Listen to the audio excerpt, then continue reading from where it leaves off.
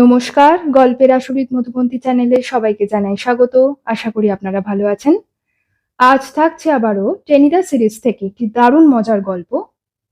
গল্পের নাম সাংঘাতিক, রচনা নারায়ণ গঙ্গোপাধ্যায়। আজকের গল্পের মুখ্য চরিত্রে রয়েছে চার মূর্তি, অর্থাৎ টেনিদা, প্যালা, ক্যাবলা ও হাবুল। শুরু হচ্ছে আজকের গল্প সাংঘাতিক। সঙ্গে থাকুন।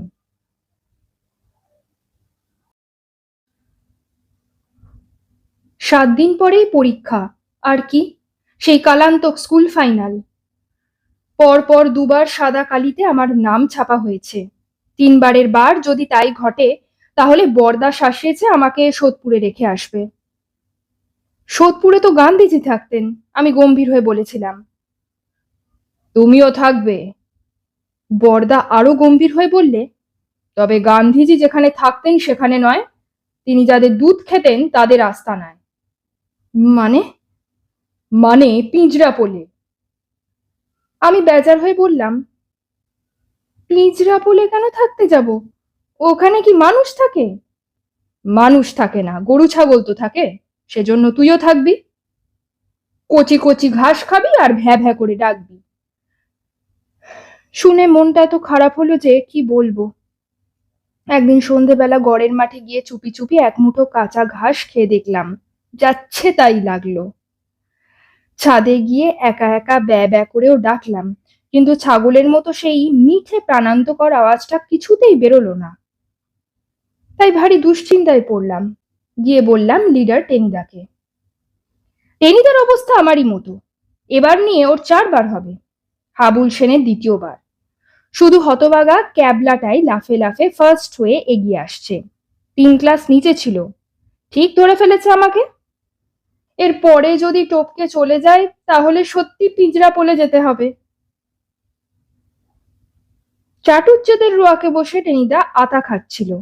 গভীরভাবে চিন্তা করতে গিয়ে গোটা কয়েক বিচিও খেয়ে ফেললে। তারপর অন্যমনস্কভাবে খোসাটা যখন অর্ধেক হয়ে ফেলেছে, তখন সেটাকে থু থু করে ফেলে দিয়ে বললে, ইউরেকা, হয়েছে। কি হয়েছে? প্ল্যানচেট। প্ল্যানচেট কাকে বলে? তুই একটা গাধা, প্ল্যানচেট করে ভূত নামায় জানিস নে?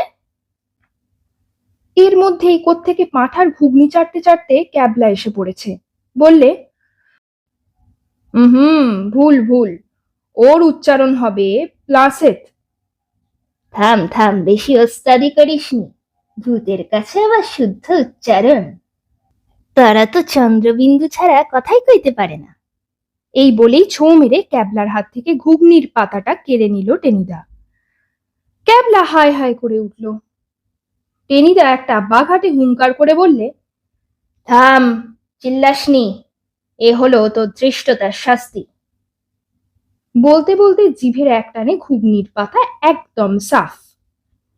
ভেবেছিলাম আমাকেও একটু দেবে, কিন্তু পাতার দিকে তাকিয়ে বুক ভরা আশা একেবারে ধূপ করে নিভে গেল। বললাম, মুরুগ্গে, প্ল্যানচেট আর প্লাসেট, কিন্তু ওসব ভুতুরে কাণ্ড আবার কেন? ভূত চুত আমার একেবারেই পছন্দ হয় না। টেনিদা হেঁ হেঁ করে বললে, আছে রে গো মুখ্য, আছে। সবাই কি আর তাল গাছের মতো হাত বাড়িয়ে ঘাড় মুটকে দেয়? ওদের মধ্যেও 2-4টে ভদ্রলোক আছে, তারা পরীক্ষার কোশ্চেন টোশ্চেন বলে দেয়। হ্যাঁ, তবে আর বলছি কি। টেনিদা এবার শাল পাতার উল্টো দিকটা একেবারে চেটে দেখল। কিছু পেলে না। তালগোল পাকিয়ে ক্যাবলার মুখের ওপর পাতাটা ছুঁড়ে দিলে। বললে, আমার বিরিঞ্চি মামা কিছুতেই আর বিয়ে পাশ করতে পারে না। গুনে গুনে 18 বার গাড্ডা খেলো। শেষকালে যখন আমার মামাতো ভাই গুবরে বিয়ে ক্লাসে উঠল, তখন বিরিঞ্চি মামার আর সইল না, প্ল্যানচেটে বসল। টপ টপ করে কোশ্চেন পেপার এসে পড়তে লাগলো টেবিলের ওপর। পরীক্ষার পরে না আগে? রোমাঞ্চিত হয়ে আমি জানতে চাইলাম। দূর উল্লুক, পরে হবে কেন রে, 1 মাস আগে। হঠাৎ ক্যাবলা একটা বেয়ারা প্রশ্ন করে বসলো। আচ্ছা টেনিদা, সব শুধু তোমার কটা মামা? অত খবরে তোর দরকার কি রে গর্ধপ? পুলিশ কমিশনার থেকে পকেট মার পর্যন্ত সারা বাংলাদেশে আমার যত মামা, তাদের লিস্টি করতে গেলে একটা গুপ্ত প্রেসের পঞ্জিকা হয়ে যায়, তা জানিস? সারান্দে সারান্দে বললে হাবুল সেন। আমাদের অঙ্কের কোশ্চেন যে করেছে সে কি তোমার মামা হয় নাকি? আমি বললাম। কে জানে, হতেও পারে। টেনিদা তাচ্ছিল্য করে জবাব দিলে। তাহলে তাকেই প্ল্যানচেটে রাখো না। চুপ কর বেল্লিক, জ্যান্ত মানুষ কি কখনো প্ল্যানচেটে আসে? ভূতকে ডাকতে হয়। ভূতের অসীম ক্ষমতা, যা ইচ্ছে তাই করতে পারে। তেমন তেমন ভূত যদি আসে, ব্যাস, মার দিয়া কেল্লা। বেশ তো, আনো না তবে ভূতকে। আমি অনুনয় করলাম। বললেই হলো। টেনিদা প্রায় ভূতের মতো দাঁত খিঁচল। ভূত কি চানাচুরওয়ালা যে ডাকলেই আসবে? তার জন্য হ্যাপা আছে না? অন্ধকার ঘর চাই, টেবিল চাই, 4 জন লোক চাই। ক্যাবলার চোখ দুটো মিটমিট করছিল। বললে, ঠিক আছে, আমাদের গ্যারেজের পাশে একটা অন্ধকার ঘর আছে, একটা পা ভাঙা টেবিল আমি দেব, আর 4 মূর্তি আমরা তো আছি। বাহ, গ্র্যান্ড! শুনে এত ভালো লাগছে যে তোর পিঠে আমার 3টে চাঁটি মারতে ইচ্ছে করছে। ক্যাবলা এক লাফে রোয়াক থেকে নেমে পড়ল। বললে, তাহলে আজ রাত্রেই? হ্যাঁ, আজ রাত্রেই। আমার কেমন যেন সুবিধের মনে হচ্ছিল না। ভূত টুত কেমন যেন গোলমেলে ব্যাপার। কিন্তু 7 দিন পরেই যে স্কুল ফাইনাল, আর তার 1.5 মাস বাদেই পিঞ্জরা পোল।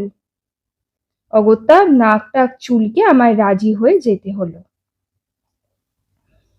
বাড়ির পেছনে গ্যারেজ, এমনই ঘুরঘুরটি অন্ধকার সেখানে। গ্যারেজের পাশে ছোট টিনের ঘরটা যেন ভূষকালি মাখানো। গিয়ে দেখি ক্যাবলা সব বন্দোবস্ত করে রেখেছে। একটা পায়া ভাঙা টেবিল, তার চারদিকে 4টে চেয়ার, একটু দূরে লম্বা দড়ির সঙ্গে ছোট একটা বস্তা ঝুলছে। টেবিলের ওপর ক্যাবলা একটা মোমবাতি জেলে রেখেছিল, তার আলোতেই সব দেখতে পেলাম। বস্তাটা দেখিয়ে হাবুল বললে, ওইটা কি জুলা আছে রে? খাওয়ান দাওয়ানের কিছু আছে নাকি? পেট সর্বস্ব সব, খালি খাওয়াই চিনেছে। ওটা বক্সিং এর বালির বস্তা রে। ভূত আইসা ওইটা লইয়া বক্সিং করব নাকি? ওটা চোরদার, ক্যাবলা হেসে বললে। থাম, এখন বাজে বকিসনি, এবার কাজ শুরু করা যাক। হ্যাঁ রে ক্যাবলা, এদিকে কেউ কখনো আসবে না তো? না না, সে ভয় নেই। তবে দরজা বন্ধ করে দে। ক্যাবলা দরজা বন্ধ করে দিলে। টেনিদা বললে, 4 জন 4টে চেয়ারে বসবো আমরা, আলো নিভিয়ে দেব, তারপরে ধ্যান করতে থাকবো। ধ্যান? কিসের ধ্যান? আমি জানতে চাইলাম। ভূতের, মানে অঙ্কের কোয়েশ্চেন দিতে পারি এমন ভূতের। সেইটা মন্দ কথা না। হারু পণ্ডিতের ডাকন যাওক। হারু পণ্ডিত শুনে আমার বুকের ভেতরটা একেবারে ছ্যাঁত করে উঠল। 3 বছর আগে মারা গেছেন হারু পণ্ডিত। দুর্দান্ত অঙ্ক জানতেন, তার চাইতেও জানতেন দুর্দান্ত ভাবে পিটতে। একটা চৌবাচ্চার নল দিয়ে জল টল ঢোকার কি সব অঙ্ক দিতেন, আমরা হাঁ করে থাকতাম আর পটাত পটাত গাঁটটা খেতাম। সেই হারু পণ্ডিতকে ডাকা? আমি বললাম, বড্ড মারতো যে। এখন আর মারবে না, ভূত হয়ে মোলায়েম হয়ে গেছে।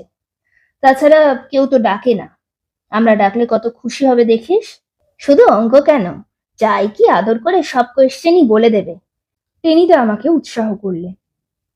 তবে ধ্যানে বসা যাক, ক্যাবলা বললে। হ্যাঁ ভাই, একটু তাড়াতাড়ি, বেশি দেরি হয়ে গেলে বরদা কান পেঁচিয়ে দেবে। আমি বলে এসেছি ক্যাবলার কাছে অঙ্ক কষতে যাচ্ছি। টেনিদা বললে, আমি আলো নিভিয়ে দিচ্ছি, তার আগে শেষ কথাগুলো বলে নি। সবাই হারু পণ্ডিতকে ধ্যান করবি। এক মনে এক প্রাণে, সেই দাড়ি, সেই ডাঁট ভাঙা চশমা, সেই ডাক, সেই নস্যি নেওয়া। ক্যাবলা বললে, আর সেই গাঁটটা। টেনিদা ধমক দিয়ে বললে, চুপ, বাজে কথা এখন বন্ধ, শুধু ধ্যান। এক মনে এক প্রাণে, শুধু প্রার্থনা। স্যার, দয়া করে একবার আসুন। আপনার অধম ছাত্রদের পরীক্ষার কোয়েশ্চেনগুলো বলে দিয়ে যান। আর কিছু না, আর কোনো কথা নয়। আচ্ছা, আমি আলো নেভাচ্ছি। 1, 2, 3। টুপ করে আলো নিভে গেল। বাপস, কি অন্ধকার! দম যেন আটকে যায়। ভয় আমার গা শিরশির করতে লাগলো। ধ্যান করব কি চাই, এমনিতেই মনে হচ্ছিল চারদিকে যেন ষাঁড় বেঁধে ভূত দাঁড়িয়ে আছে। তবু ধ্যানের চেষ্টা করা যাক। কিন্তু কি যাচ্ছে তাই মশা এ ঘরে, পা দুটো একেবারে ফুটো করে দিচ্ছে। অনেকক্ষণ দাঁত টাত খিঁচিয়ে থেকে আর পারা গেল না। চটাস করে একটা চাঁটি মারলাম। কিন্তু এ কি, পায়ে চাটি মারলাম কিন্তু লাগলো না তো। আমার পা কি একেবারে অসাড় হয়ে গেছে?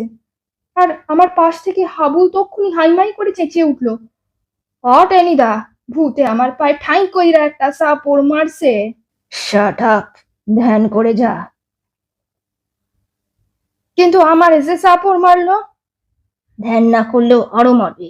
চুপ, চোখ বুজে বসে থাক। আমি একদম চুপ। হে, ভারী ভুল হয়ে গেছে।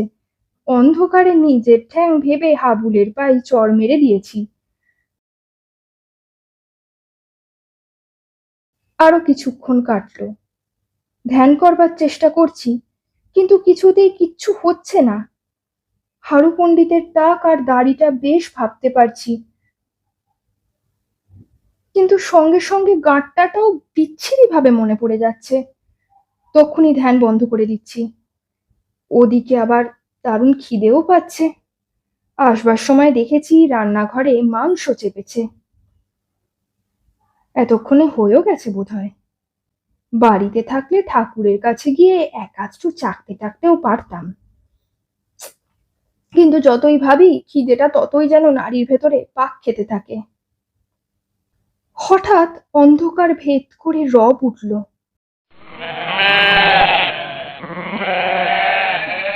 কি সর্বনাশ! ধ্যান করতে করতে শেষকালে পাঁঠার আত্মা ডেকে আনলাম নাকি? এতক্ষণ যে মাংসের কথাই ভাবছিলাম। আমার পাশ থেকে হাবুল কাঁপা গলায় বললে, টেনিদা, পাঁঠা ভূত। অন্ধকারে টেনিদা গর্জন করলে, যেমন তোরা পাঁঠা, পাঁঠা ভূত ছাড়া কি আর আসবে তোদের কাছে? ক্যাবলা খিক খিক করে হেসে উঠল। সঙ্গে সঙ্গে আবার শোনা গেল, অমন কত আসবে, ধ্যানে বসলে সবাই আসতে চায় কি না? এখন কেবল এক মনে জপ করে যা। পাঁঠা ভূত, তুমি চলে যাও, স্বর্গে গিয়ে ঘাস খাও। আমরা শুধু হারু পণ্ডিতকেই চাই। সেই ডাক, সেই দাড়ি, সেই নস্যির দিবে, আমাদের সেই স্যারকেই চাই, আর কাউকে না, কাউকেই না। পাঁঠা ভূতকে যে আমি ডেকে ফেলেছি সেটা চেপে গেলাম, কিন্তু আমার পায়ে ওটা কি সুড়সুড়ি দিয়ে গেল। প্রায় চেঁচিয়ে বলতে যাচ্ছি, হঠাৎ টের পেলাম আরশোলা। খিদেটা ভুলে গিয়ে প্রাণপণে স্যারকে ডাকতে চেষ্টা করতে লাগলাম, কিন্তু বেশিক্ষণ ধ্যানের জো আছে? ঘটাং করে কে যেন আমার পায়ে ল্যাং মারলো। টেনিদা, ভূতে ল্যাং মারছে আমাকে। আমি আর্তনাদ করলাম। হাবুল বলে উঠল, আহ, খামখা গাধার মতো চেঁচাস কেন? আমার পাটা হঠাৎ লাইগা গেছে। টেনিদার দাঁত কিরমির করে উঠল। উফ, এই গারলগুলোকে নিয়ে কি ধ্যান হয়? তখন থেকে সমানে ডিস্টার্ব করছে। এবার যে একটা কথা বলবে তার কান ধরে সোজা বাইরে ফেলে দেব। আবার ধ্যান শুরু হলো। প্রায় হারু পণ্ডিতকে ধ্যানের মধ্যে এনে ফেলেছি। এলো এলো, এসেই পড়েছে বলতে গেলে। ডাকটা প্রায় আমার চোখের সামনে, মনে হচ্ছে যেন দাড়ির সুরসুরি আমার মুখে এসে লাগছে। এক মনে বলছি, দোহাই স্যার, স্কুল ফাইনাল, স্যার অঙ্কের কোয়েশ্চেনটা স্যার। আর ঠিক তক্ষুনি কেমন একটা বিটকেল শব্দ হলো আমার মাথার উপর। চমকে তাকাতে গিয়ে টিনের চালের গায়ে দুটো জলজলে চোখ, ঠিক যেন মোটা মোটা চশমার আড়াল থেকে হারু পণ্ডিত আমার দিকে চেয়ে রয়েছেন।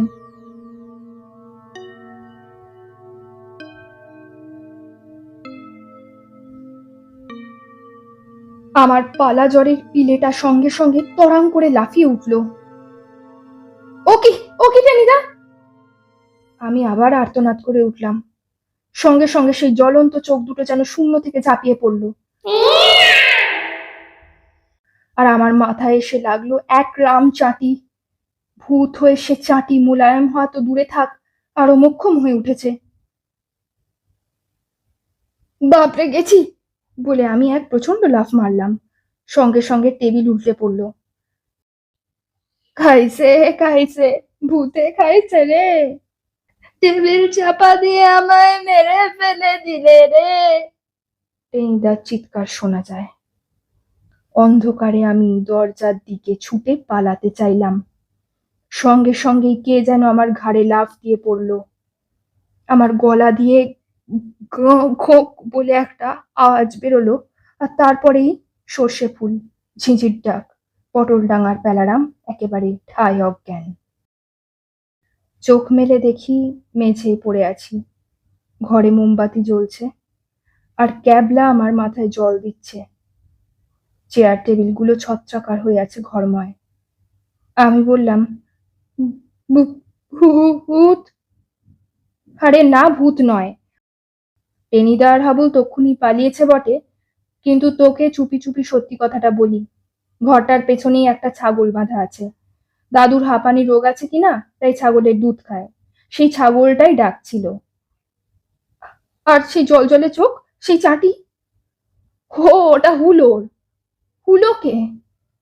আমাদের বেড়াল, এ ঘরে প্রায়ই দুধ ধরতে আসে। কিন্তু হুলো কি অমন চাটি মারতে পারে? চাটি মারবে কেন রে বোকা, তুই চেঁচালি, ভয় পেয়ে হুলো চাল থেকে লাফ দিলে। পড়বি তো পর ছোটদার স্যান্ড ব্যাগের ওপরে, আর সঙ্গে সঙ্গে ব্যাগ দোল খেয়ে এসে তোর মাথায় লাগে। তুই ভাবলি হারু পণ্ডিতের গাঁটটা। আর আমার ঘাড়ে অমন করে লাফিয়ে পড়লো কে? হাবলা, ভয় পেয়ে বেরোতে গিয়ে তোকে বিধ্বস্ত করে চলে গেছে। আমি আবার চোখ বুজলাম।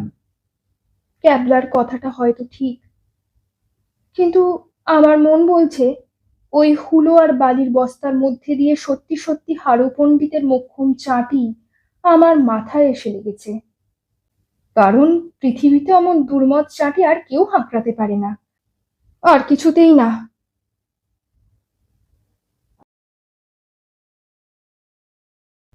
শেষ হলো আজকের গল্প সাংঘাতিক। রচনা নারায়ণ গঙ্গোপাধ্যায়। গল্প পাঠ এবং সমগ্র পরিচালনায় আমি মধুবন্তী। খুব শীঘ্রই ফিরে আসবো পরবর্তী একটি নতুন নিবেদন নিয়ে। ততদিন স্টে কানেক্টেড উইথ গল্পের আর উইথ মধুবন্তী। ধন্যবাদ।